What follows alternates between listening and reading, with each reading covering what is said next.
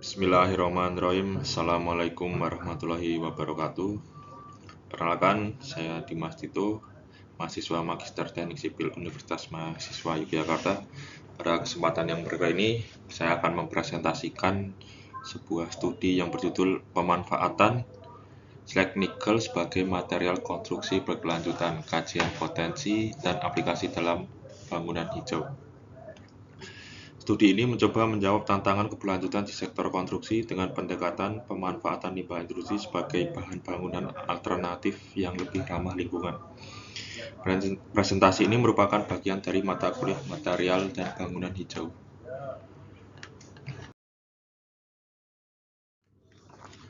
Latar belakang pengambilan judul berikut yaitu yang pertama, Indonesia sebagai salah satu produsen nikel terbesar di dunia menghasilkan lebih dari 5 juta ton slag nikel per tahun. Data ini bersumber dari Kementerian ESDM dan laporan industri pada tahun 2023. Namun sayangnya kurang dari 20% dari limbah ini yang dimanfaatkan kembali. Sisanya masih ditimbun sebagai limbah padat. Fenomena ini memunculkan 3 isu strategis. Yang pertama, masalah lingkungan, di mana akibat penumpukan limbah industri berikut yang beresiko mencemari tanah dan air. Yang kedua, kebutuhan akan material konstruktif alternatif yang mampu mengurangi eksploitasi sumber daya alam, terutama pasir dan kerikil alam. Dan yang ketiga, dorongan regulasi seperti Peraturan Pemerintah Nomor 22 Tahun 2021 tentang perlindungan dan pengelolaan lingkungan hidup yang mendorong pendekatan sirkular ekonomi dan pemanfaatan limbah non-B3.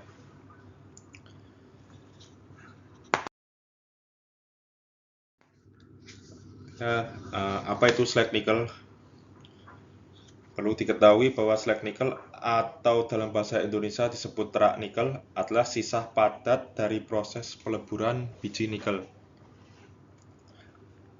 Baik melalui teknologi pyrometallurgical seperti RKEF maupun hidrometallurgical. Karakteristik utama slag nikel meliputi warna abu-abu hingga kehitaman, bentuk menyerupai batu pecah atau agregat kasar, serta komposisi mengandung silika, aluminium, dan oksida logam lain seperti magnesium, besi, dan kadang nikel sisa dalam kadar rendah. Dengan proses stabilisasi dan uji karakterisasi yang memadai, slag ini berpotensi digunakan sebagai pengganti agregat kasar maupun agregat halus dalam campuran beton maupun sebagai material struktur jalan.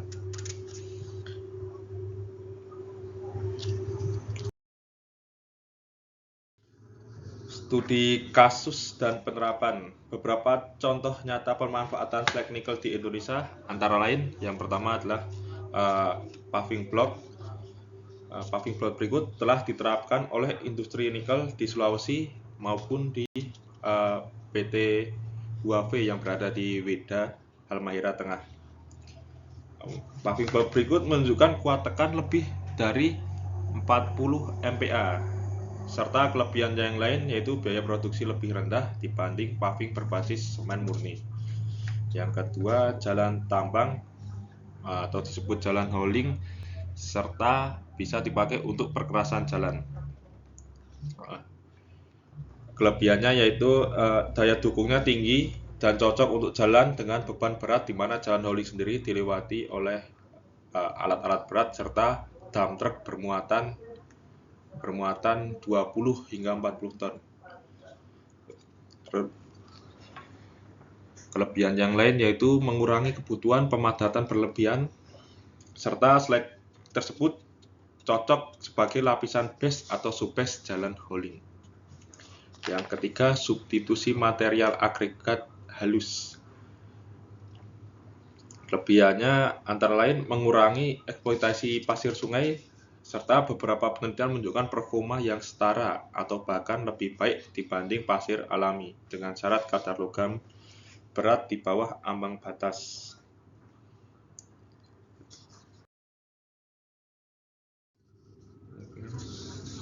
Sesuai dengan konsep bangunan hijau.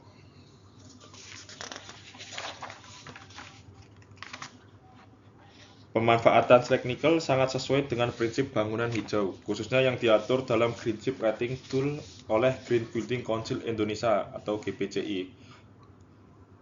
Karena yang pertama, ketersediaan melimpah dan green procurement, di mana pemanfaatan material yang melimpah dan tidak memerlukan penambangan baru berkontribusi pada praktek green procurement, yaitu pengadaan material yang mempertimbangkan aspek lingkungan. Serta slag nikel merupakan limbah industri yang tersedia melimpah dari proses produksi ferronikel pada smelter.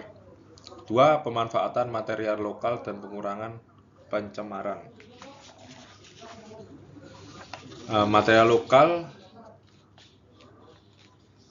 tersebut dalam artian jika lokasi pabrik nikel berada di dekat proyek konstruksi, slag nikel dapat dianggap sebagai material lokal atau mengurangi jejak karbon dari transportasi material dan mengurangi pencemaran, di mana pemanfaatan limbah slag nikel secara efektif mengurangi volume limbah yang dibuang ke lingkungan sehingga meminimalkan pencemaran tanah dan air.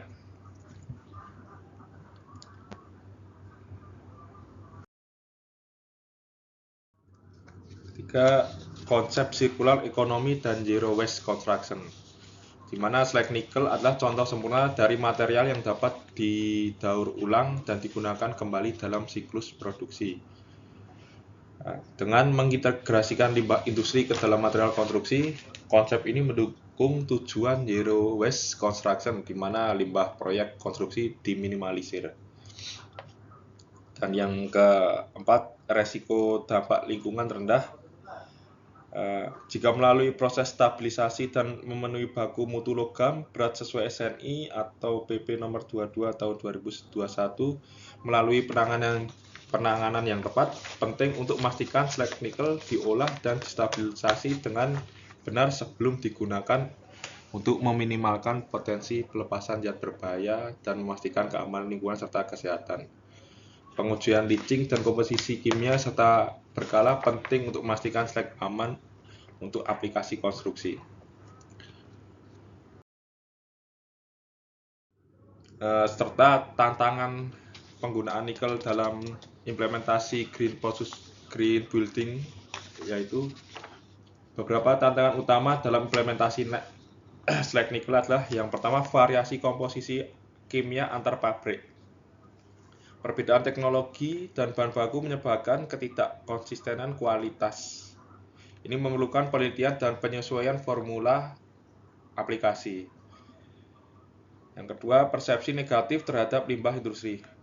Masyarakat dan pelaku konstruksi masih ragu terhadap keamanan dan performa slag. Keraguan terhadap penggunaan materi limbah dalam bangunan, serta khawatir akan kualitas atau keamanan slag tersebut. Dan yang ketiga, regulasi dan standarisasi. Indonesia belum memiliki SNI khusus untuk penggunaan slag nikel sebagai bahan konstruksi.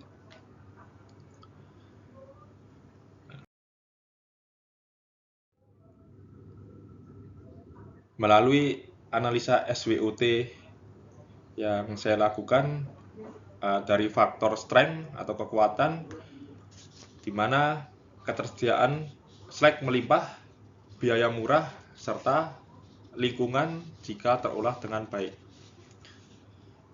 Dari sisi weakness maupun kelemahan, ada komposisi tidak seragam, belum ada standarisasi nasional. Dari segi opportunity atau peluang, dukungan regulasi dan tren pembangunan hijau, di mana peran pemerintah maupun akademisi penting untuk menciptakan slag dapat digunakan sebagai material bangunan hijau berkelanjutan. Dan yang terakhir, ketidakpercayaan pasar dan belum jelasnya skema insentif untuk material ini.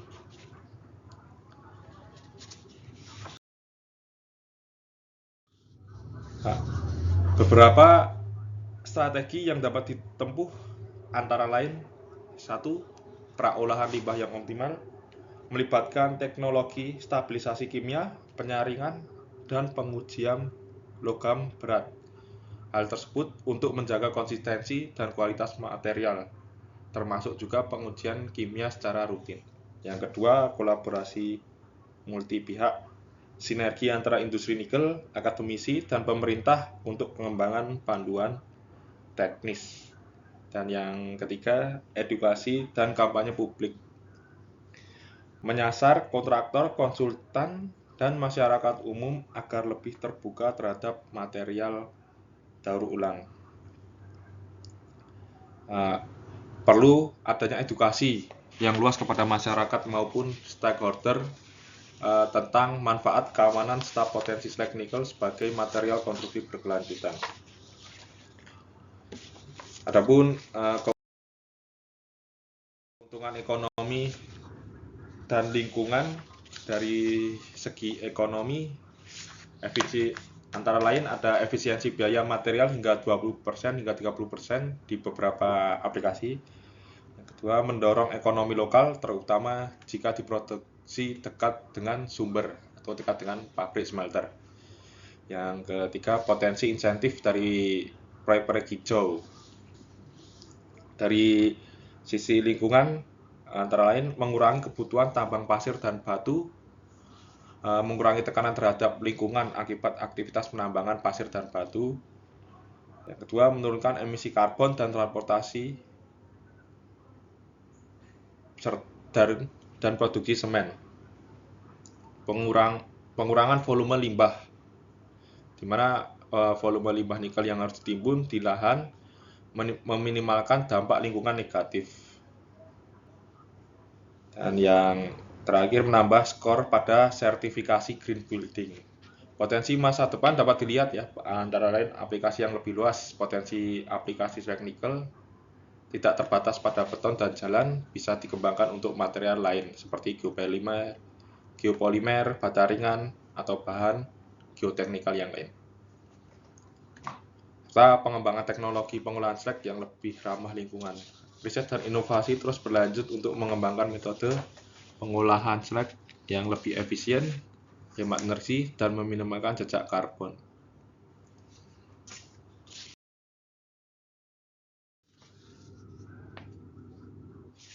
Kesimpulan antara lain, satu, slag nikel memiliki potensi besar sebagai material konstruksi berkelanjutan, terutama di Indonesia yang kaya akan industri nikel. Perlu kita ketahui bersama bahwa dalam beberapa tahun ke depan proyek pemerintah menggaungkan proyek hilirisasi dari produk olahan mentah hingga menjadi produk olahan nikel matang. Dalam hal ini akan membangun banyak pabrik smelter. Yang kedua, pemanfaatannya memberikan solusi atas persoalan lingkungan, ekonomi, dan teknis di sektor konstruksi. Dan yang terakhir, perlu adanya penelitian lebih lanjut, pengembangan regulasi teknis, dan penerimaan pasar untuk mendorong penerapan secara luas, terutama dalam aplikasi konstruksi. Yang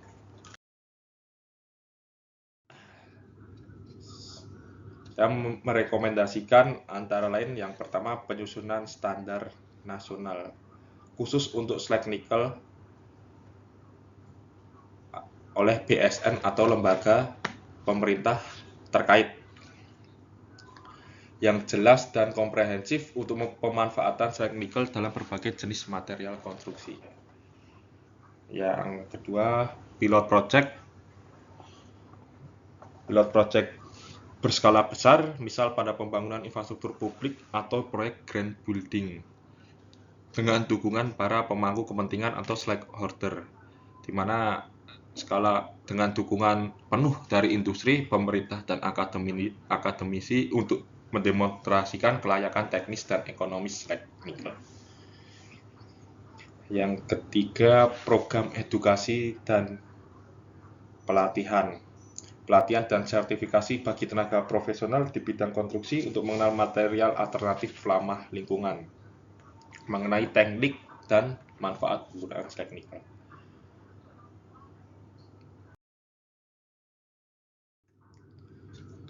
Terima kasih atas perhatian dan waktunya,